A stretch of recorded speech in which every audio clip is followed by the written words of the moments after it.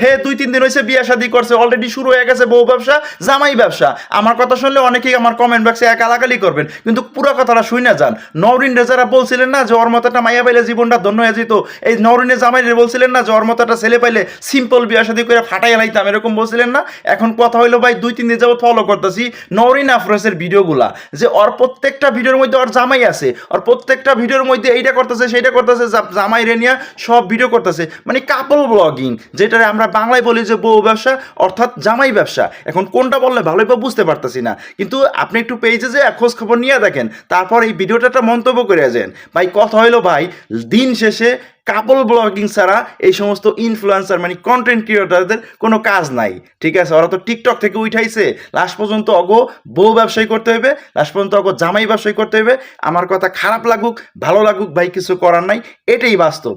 একটু খোঁজ খবর নিয়ে দেখেন ভাই আমি মিথ্যা বলি কিনা।